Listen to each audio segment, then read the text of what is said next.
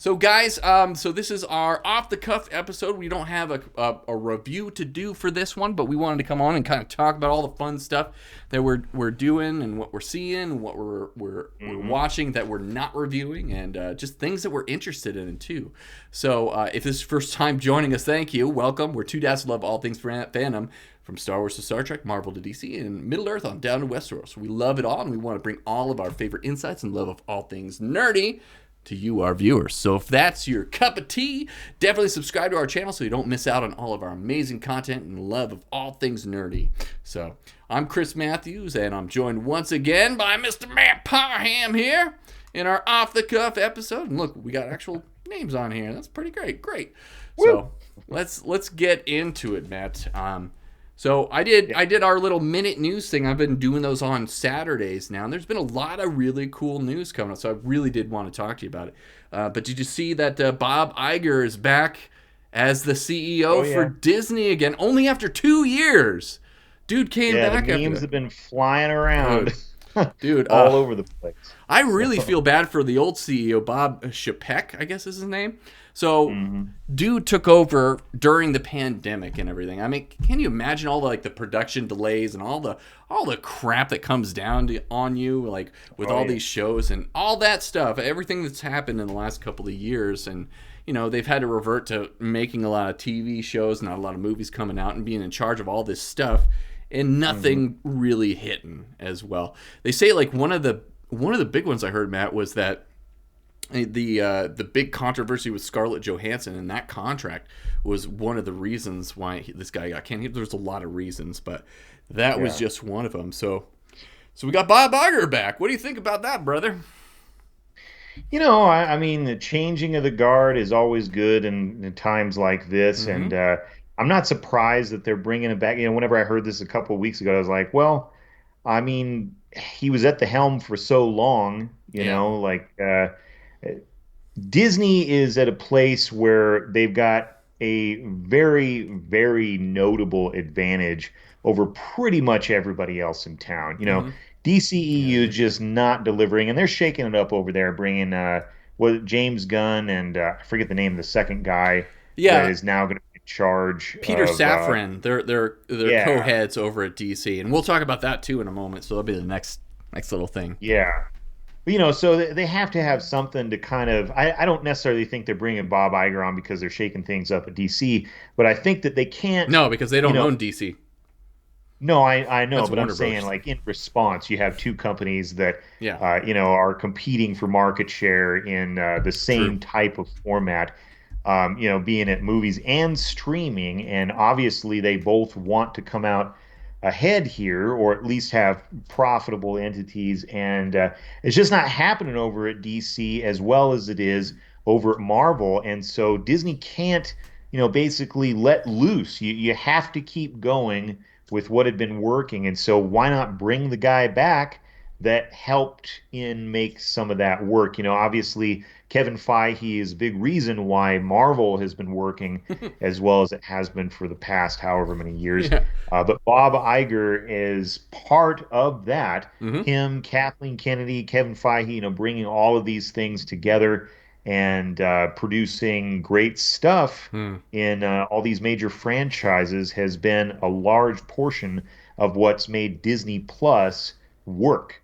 And there was a lot of speculation when Disney Plus first came out that, it's entering the streaming service competition with the big guys like Netflix, and HBO Max was kind of a contender and all that. Disney Plus has to have something going for it.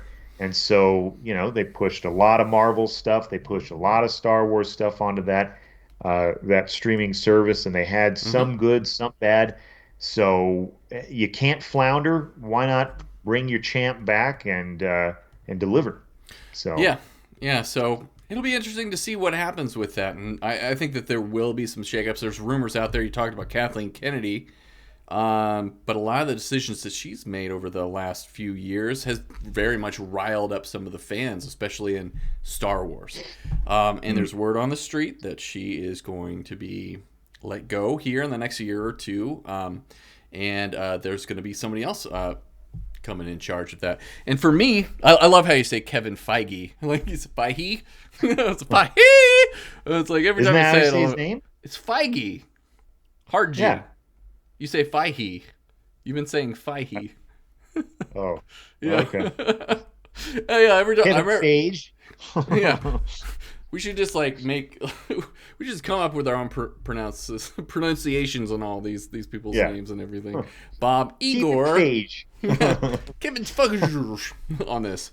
But this is what I loved. Like, you know, having creatives in charge and having an overall plan for your movies and your TV series and everything like that. That is why Marvel has done so good. That's why Kevin Feige is definitely safe in his job. I don't think that guy is going anywhere. I think that he's going to continue to do what he does. But I would love to see, I got to say it again, Dave Filoni, I would love to see that guy promoted as much as possible. Him and Jon Favreau, let them be like they're doing with DC, you know, with James Gunn and Peter Safran. Let those guys be the co-chairs of Lucasfilm. Get them in there. They definitely have a plan. Like Dave Filoni is by all means the apprentice of George Lucas. He spent so much time with him, collaborated him on the Clone Wars. He has the lore down. This is somebody that loves these movies. He loves the comics and the books and everything like that. He creates amazing content. And one of the things that all the fans really enjoyed was Tales of the Jedi when that came out. Like, there's some divisiveness over Andor, but nobody is divisive over Tales of the Jedi, and that's directly from Dave Filoni. So if we get somebody like that in charge to head this ship, I think that we're going to be in a good spot. Do you think, though, that Dave Filoni has got movies in him? You know, he likes these long, sort of drawn-out stories, and it works for him. You know, he's able to deliver, but everybody's waiting for what we're going to do with the next Star Wars franchise on the film end of things. And that's why you pair him up with Jon Favreau. That's why I say they should be co-chairs in this. Mm-hmm. You have somebody that's definitely been on the movie side, knows how to make knows how to make a production work. I mean, God, man, Iron Man, if anything, like that guy did the almost impossible. Like Jungle Book, I would say was the better of those two. Lion King was okay, but Jungle Book was fantastic. Like he did an amazing job with that. Yeah, and of course, Mandalorian. You know, nothing but love for Jon Favreau ever since Swingers. It's been he's had such We've talked about that in the past too, right? Yeah, with Swingers. Love that movie. I mean, the guy, you know, Swingers is just, to me, what I hope it is an honest portrayal of what that guy went through at the beginning of his career. You know, because the authentication of some of those conversations that he has with his friends, or the way that he delivers those painful voicemails, you know, when he's trying to call the girl back and all that stuff, it just...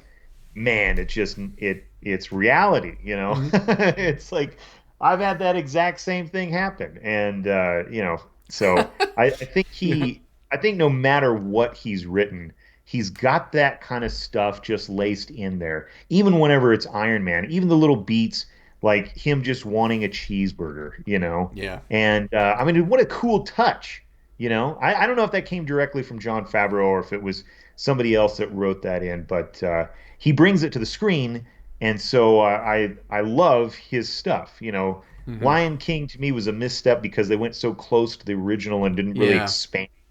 But you know, it's funny because Vince Vaughn essentially did the same thing with Psycho, just a shot for shot. Yeah, like, here's totally. exactly you know, the old movie but with new actors and color.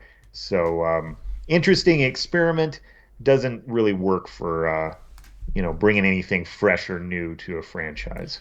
No, but yeah, and that's definitely like I would love to see Jon Favreau take a larger role in Lucasfilm as well. You know, I would love to see those two elevated as high as it can be. I'd love to see Jon Favreau take over more of that role and have Dave Filoni focus on the story and be as much of a creator as he wants to be, because I think he definitely has a passion for that. He wants to be a creative person. He wants to develop these stories.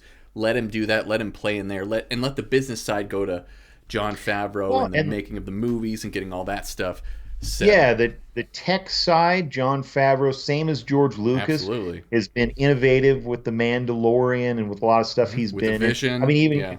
right, you talk about Jungle Book and Lion King, just Yeah. technologically, they're amazing films, you Mm-hmm. know. So he Yeah, could bring same more thing. of that to Star So Wars. if you're definitely looking for people that encapsulate the spirit of George Lucas, no better people than Dave Filoni and Jon Favreau. So let's dive over to the DC. So in November, James Gunn and Peter Safran both took over as co-heads of DC Comics films and TV. So there's going to be a huge shakeup with this. And I don't know if you heard the news, Matt, but Wonder Woman 3 got canceled this week. Yeah. So they had what was it? Director Patty Jenkins. She submitted her treatment to the studio and everything, and they're like, "Look, it doesn't mesh with what James and Peter want to do and where they want to go in the future, so we're not going to do it." And I think Patty Jenkins didn't want to revise her script at all, and so that's one of the reasons why it got canned altogether. So Yeah. what are we going to see from the future of DC? I really just hope we see something that's true to the comics, that gives us some fun stuff. And, I'm not as concerned, but who knows who's going to come back? I think that and there's rumors out there that say that, all the existing actors that are playing these superhero roles on the DC side will not be coming back. They're just going to start fresh. Oh, So yeah. no Henry Cavill, no Gal Gadot, it's like, They're talking about Jason Momoa playing Lobo. I read that the other day. oh, that would be really cool, actually. I So mean, that would be really cool. He looks and that's a perfect, yeah. acts like Mm-hmm. the character, but at the Yeah. same time, is that just going to be super disorienting? It will be because Aquaman 2 is coming out too. So it's going to be Yeah. very interesting to see. And for me, I really did enjoy Zack Snyder's Justice League. I very much enjoyed it. I know you didn't like it as much, Matt, but I very much liked it, and I wanted to see the completion of that. Like, I think he had another 2 movies in this overall story arc, and I wanted to see the completion of it. Was it the characters that I know and love from the DC comics? No, but I very much enjoyed what he set up, and I was in for the ride. But it doesn't look like we're going to get an end to those stories, so the Snyderverse looks like it might be through here since they are starting off fresh. But Yeah. I don't know. I really think about it. I'm like, man, I would love to see a Superman movie that's more hopeful, more colorful, and just fun. And we've gotten something so good on the Marvel side that DC really does deserve its moment to shine. And James Gunn, does. he's a fan of all this stuff. And if they're canceling and postponing things because they want to outline a story for the next 10 years, I think that's ultimately a good choice. I think that that's what they need to be doing. They need to be making the hard choices in order to present us with good stories and good movies and good characters and good story arcs altogether. So if that's what that means, great. I'm on board for that. I would rather have that than continue what we're seeing with this disjointed, is it really in this world? Are we really going to try to have Ezra Miller continue on as the Flash with all the felonies and I've things? read some very interesting rumors around that because, Mm-hmm. we're going to get Aquaman, like you said, Aquaman 2's coming out. We're going to get the Flash Flash is movie. coming out. Who knows when, but Mm-hmm. eventually it's Yeah. going to come out with Straight to with HBO Michael Max. Keaton coming back as Batman, Ben Affleck coming back as Batman, and they're Mm-hmm. going to start sort of a Flashpoint type of storyline that was, as I've read, rumored to lead into a Crisis on Infinite Earths type of story, Yeah. which, if you're a reader of the comics, that's what reset everything. Right. But to me, if they try to do that with the films, I still think it's going to be not very well received because you're Yeah. going to have to retire these characters in a movie. Why not just wipe the slate clean now, not Yeah. 2 years from now or 3 or however long it takes to get all this done. Yeah. Let's just rip the Band-Aid off here. Let's Yeah. do it. I think that that's what James Gunn is working on right now with Peter Safran. Like, I think that that's the ultimate route that they're going to go. I hear that they might be announcing something next week, but I mean, they're like, we got to get our heads to the grindstone here and to figure this out right now and get us on a better path.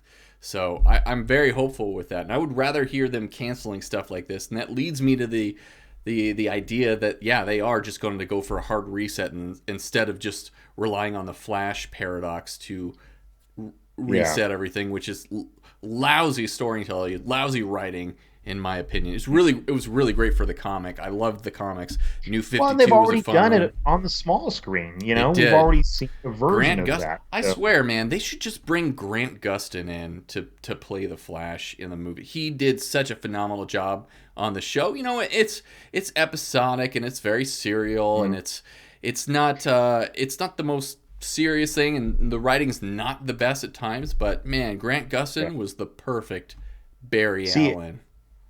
That's what I think. I think they should not focus on recreating the magic that Marvel spent so long, building up to. Just let everybody have their standalone stuff. They're not going to touch Batman. Obviously, they're going to have sequels to that. They've got a sequel to Joker that's in the works that they're not going to touch. They've got Lady Gaga on board to play Harley Quinn opposite Joaquin Phoenix in the next Joker. And that's going to be a wild movie in itself, and then it's going to be a musical. I didn't hear that. It is? It's going to be a... What? It's going to be a musical. Yeah. So, see, this is why I wanted to do Off the Cuff with you, man, because I had no idea about that. So, news to me. They've released technically the first screenshot or image of Joaquin Phoenix in the role. It's not much to look at. He's like getting shaved or something by somebody you can't tell who it is, and then they have it's not a poster, but it's like a silhouette of him and Harley Quinn dancing with each other. So it's sort of the first kind of image of Lady Gaga as Harley Quinn. But anyway, so my point is that they're not going to do anything with that franchise but keep it going. So why not have your Flash franchise and Superman and just keep them all by themselves? It'd be cool to have a Justice League, but maybe you just can't have, with what you've got set up, this Batman, Pattinson's Batman, this whole realistic take, in a movie with a guy flying around in red and blue, So True. I don't know. I mean, we were questioning this like 15 years ago with the Nolan Batman and seeing the trailers for Man of Steel.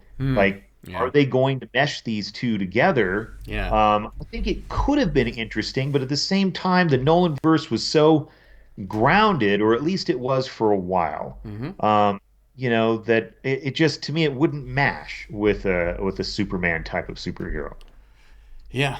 And I remember back then too, I was really excited to see them try to pull off a more realistic Superman. And like, how could they possibly explain this? Use more science and everything else to kind of figure out a way to make this realistic. I thought that's a really cool idea, but that didn't end up happening and everything, and we got what we got. So, who knows what the DC universe is going to end up looking like in the future? But we've gotten some decent stuff. Like I very much enjoyed the Joker. I thought that was really good, and that was standalone. The latest Batman was really long, and. It was my type of movie, but I can totally get the criticism that, it's too much. I felt like it was, and I haven't felt the need to revisit that movie again. Oh, I watch it all the time. Yeah. It's crazy. Matt loves it, but that's great. We have a difference of opinion on that, so I'm okay with. I don't know, like the soundtrack too didn't hit me as well as other movies as well. I didn't feel impacted by that, and music's a big thing for me. And again, it felt very long, but it was a good movie. I'll give you that. So awesome deal with that. So the other thing I heard recently was that there are plans for future movies for Star Wars as well. And did you hear David Lindelof was writing a script? I don't know if that's going to actually be produced or not, but he's got his hand in that. What do you think of that?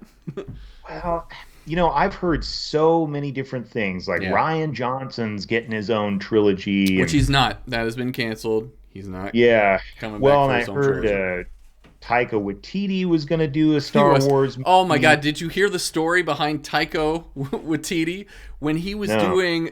Oh my God! When he was doing Thor: Love and Thunder, he was talking to Natalie Portman. He was like, "Oh man, I got to do this Star Wars movie, and I'm trying to think of what I can do for it. Do you want to?" And she was asking Natalie Portman, "Do you want to have a role in Star Wars?" And Natalie Portman was just sitting there like, I was in Star Wars. Yeah. had a small role in there, Taco. Yeah.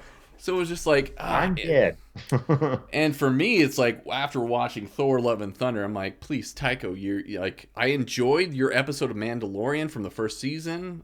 I love the IG-88 unit that you played, but stay away from Star Wars. I don't want you in there. Sorry. Honestly, I'm nervous about any name that they throw out there. True. I mean, like, I really love Kevin Feige the Watchmen as well series. Damon Lindelof did that, but I didn't like how Lost went at all. No, both of us didn't. What was the HBO series that he did after that? The Leftovers. The Leftovers. Didn't like that. And The Leftovers was good up until a certain point because like they found out they were going to cancel the show, so they had to like wrap it up really quickly, and it was just disappointing how it ended up. Yeah, again, he has these good concepts, these good ideas, but to see those through to the end, it never wraps up as well as it should. But The Watchmen did a very good job. That was like the first one where I was like, he finally delivered. Yeah, I was like, that was decent. I enjoyed that one. That's another one that I rewatch periodically because he crafts a very well-rounded story, a lot of intricacy in there, a lot of spontaneity, just stuff that you wouldn't expect to be part of the Watchmen. He throws in there, and it pays so much honor and homage to the original comic. And I know that there's always going to be controversy with both the writers and the people that love the original and anything that comes after. But I think of all the stuff that came out, his honored it very well. So I think he could do good with Star Wars. With J.J. Abrams given the chance to do 2 Star Wars films and how they ended up, I don't know, man. I'm just nervous about anything else because to me, that was our new Spielberg, and it's like if he can't make Star Wars work, who's gonna do it? Yeah, so. It was so hard to see what happened to the sequel trilogy with J.J. Abrams. I was so excited when I heard that he was coming on board, that he was meeting with George Lucas. I was like, man, we are in good hands. He came up through the ranks. He was basically the next generation of Spielberg and Lucas.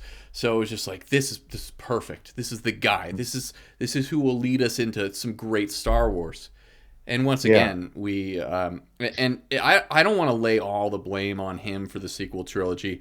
I think one of the main issues is that Disney bought this enterprise and bought Lucasfilm and decided to scrap everything George had for his sequel trilogy, and they kind of led him on too. They were like, "Hey, we'll do your stuff." Not really. And they scrapped it, and they brought on. They brought on a writer. I think the guy who did Toy Story 3 was the guy that they brought on for what was his name? The guy who he did Ant-Man. He took over for what was his name? Who was that? What was his name? Talking about he's not bad. It's not like those films. Yeah, and he's done some Star Wars now too. Like he's done a couple of Peyton Reed. So Peyton Reed was actually brought on board as well for that, and then they brought on J.J. Abrams. But the whole point was they were shooting for a deadline. They had a deadline, and they had to meet it, and they were like, we got to get this out. We got to pump these things out there. So they didn't have a plan for the trilogy, and it's very obvious now that we've seen all 3 of them that there was no plan for these characters.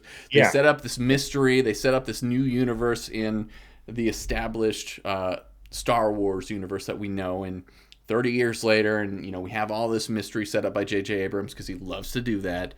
And then it's taken over by Rian Johnson, and I think that he made a lot of creative choices with his stuff, and I liked a lot of his previous movies, but at the same time, I think he was really trying to push the boundaries and create something that wasn't what we expected.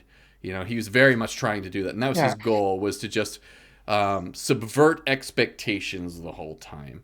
And so he definitely did that. I think there's a time and a place for it, because I think so too. To me, I like The Force Awakens, but it was too much of a photocopy. It was a retread on A New Hope, yeah. So yeah, and I thought, it's cool to see the X-Wings, it's cool to see the Millennium Falcon, it's cool to see all that stuff, but we don't need the next R2 in BB-8. We don't need the next Yoda looking thing, and the next, 3. You got Finn, Rey, and Poe. It doesn't have to be exactly the same. Star Killer Base versus Death Star. It was too much the same, Yeah, and for me, it's just like they went into this and they're like, oh, we don't know where to go with this, but we have literally decades of material from novelizations. James Luceno, Timothy Zahn, hire any of these writers. That's all you have to do. Establish those stories. Heir to the Empire. That series in itself could have been the sequel trilogy, and it would have been 1,000 times better than what we got.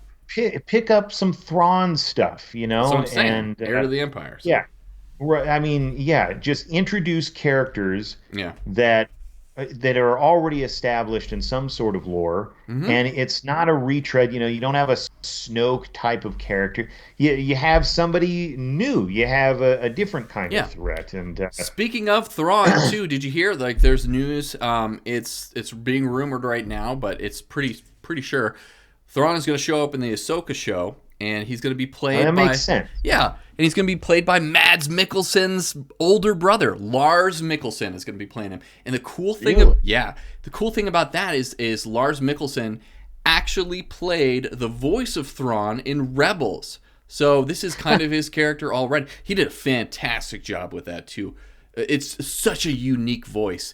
And it's kind of what I like, this species, the Chiss, are outside of the regular Star Wars universe. They're in the unknown realm and everything. So he's got a very interesting dialect, and I very much enjoy it. And it's going to be... I'm excited to see that he is actually going to get to play the live-action version of him as well. So they're kind of doing... And this is why I mentioned earlier about Dave Filoni and Jon Favreau taking over, because what they're going to do with the Mandalorian universe, this time frame, is kind of make Heir to the Empire. They're going to play around with Thrawn. They're going to bring these kind of threats up. So we might get what we want to see in these shows coming up too. So I always am nervous when I think about the Mandalorian and Ahsoka and all that stuff coming out, because I do wonder at what point are we headed to? When are those things? Because we've got to get up to The Force Awakens, or we've got to,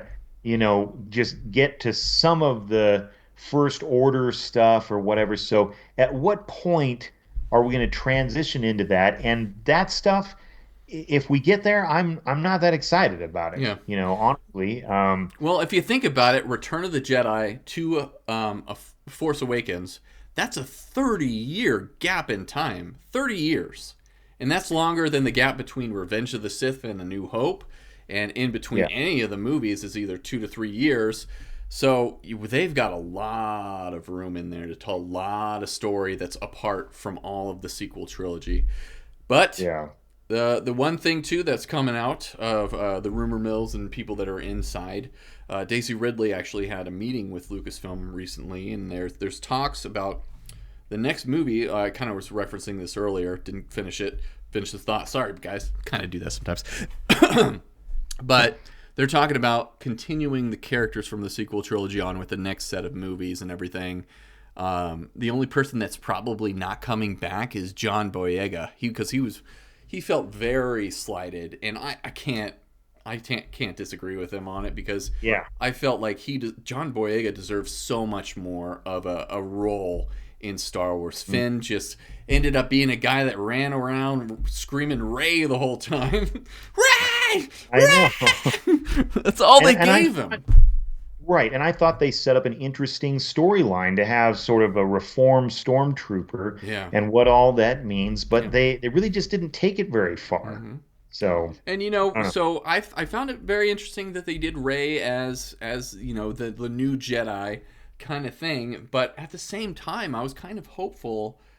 All the advertisement going into Force Awakens, it had Finn with the lightsaber and everything is like, oh, this is really cool. Reformed stormtrooper is the one that's going to be the protagonist of this series. That would be amazing.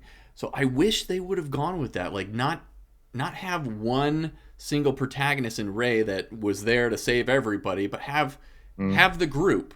You could have Finn also force sensitive, which they kind of implied in the first movie, and they reiterated that in the third movie. Have him be force sensitive and train along with Rey, and they both work together in this, and that would be something different from the previous trilogies too that they could have played on.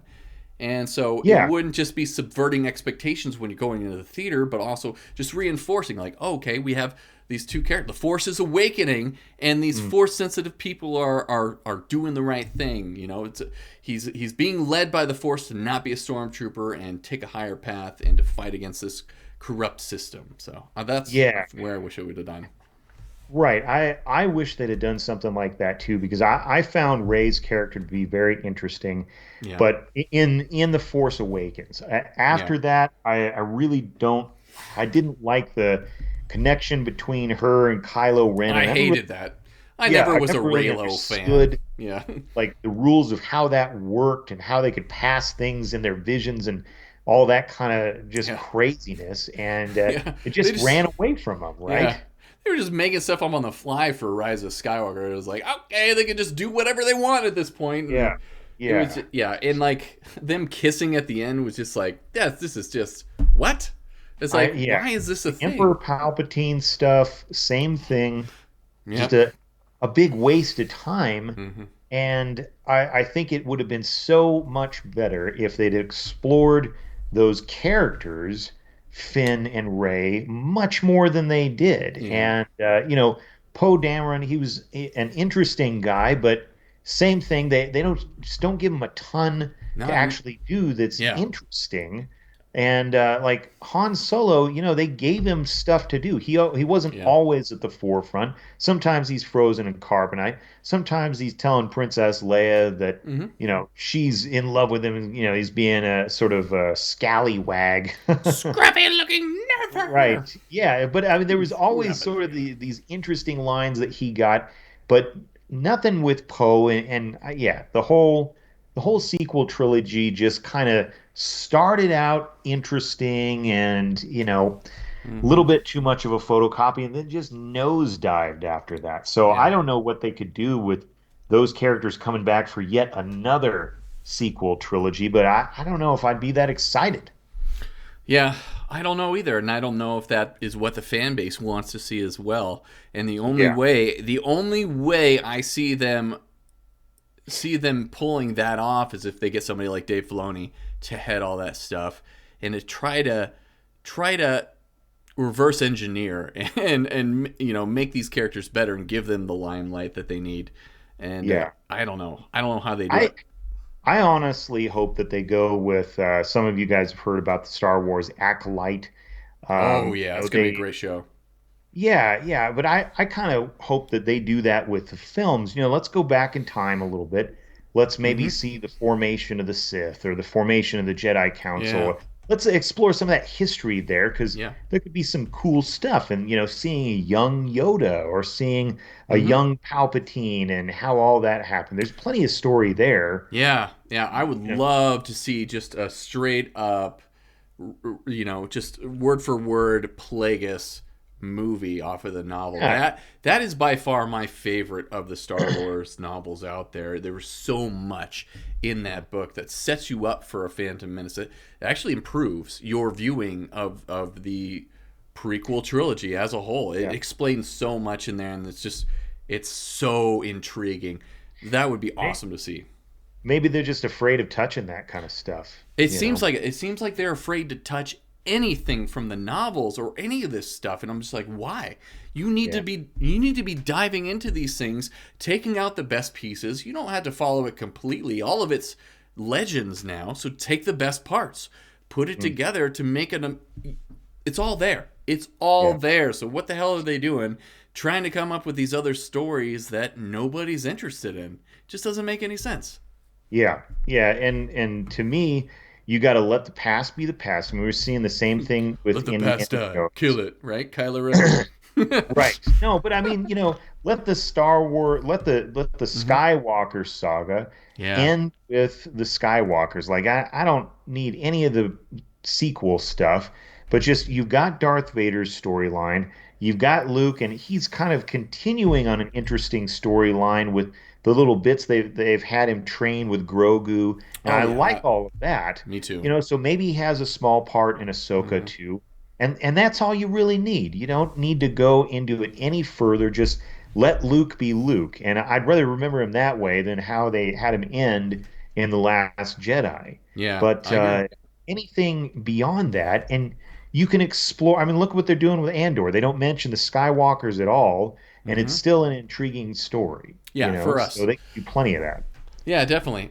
There are definitely fans out there that did not like Andor as well. Yeah. So, and they didn't feel like it was Star Wars enough. And I can see their points on a lot of that stuff. But overall, just as a show and with writing and everything else, it was amazing.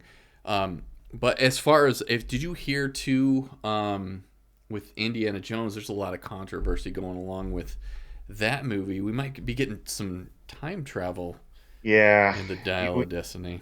We were talking about that a little bit. I didn't know that at all. That Yeah. when you said that, that was brand new to me because my theory, hmm I didn't watch a ton of the trailer. I just saw a little piece of it, and I thought, okay, looks like it's going to be good. If we get anything that I can't. is just slightly better than Kingdom of the Crystal Skull, I'm not going to be disappointed. For me, it's just like I can't imagine James Mangold doing a terrible job at Indiana Jones. I can't do it. Yeah, He is such a phenomenal director. I mean, we got Logan 310 to Yuma.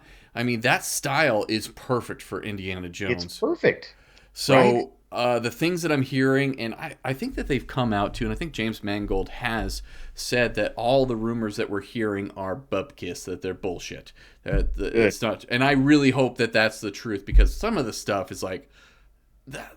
That just Yeah, seems. Why would you do that? Because one of the rumors that's out there. Definitely hope this is not what happens in it. But the idea here is in the trailer you see Indiana Jones with his goddaughter, whoever this might be, this female protagonist that's in there.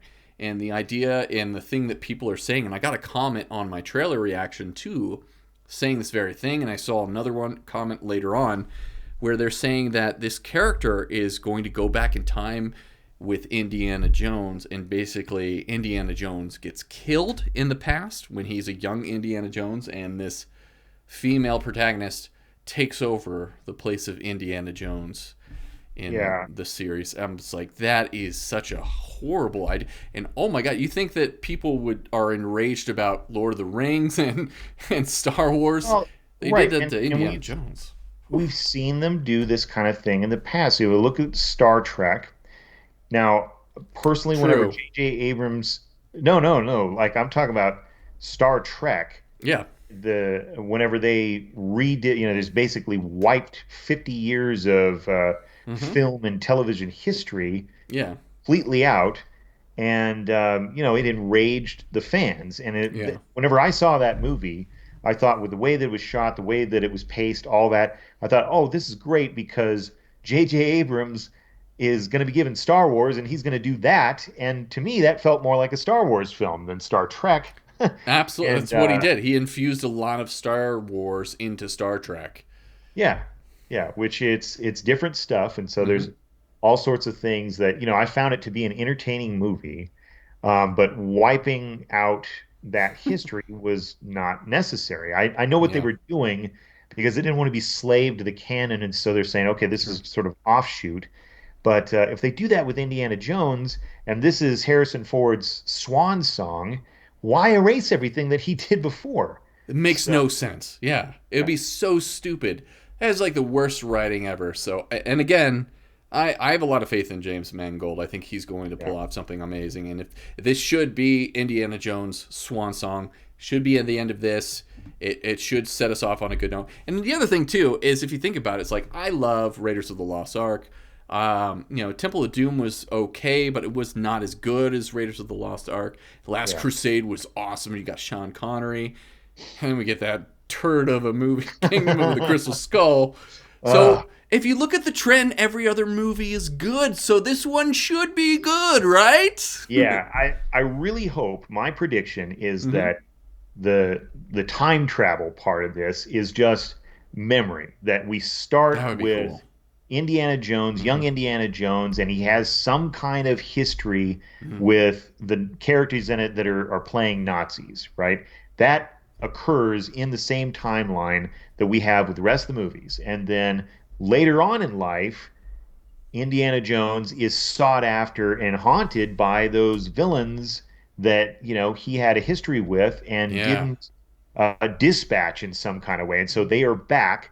Basically, maybe they're out for revenge or something like that. And so they find him as an old man, and he has to overcome, whatever they're after. And maybe they find themselves on the same trajectory. They're all after the Dial of Destiny, and so he encounters villains from his past. That's it. And so we just kind of get this narrative arc that spans all the movies. Yeah, because you get Sala back, so it's like the greatest hits coming.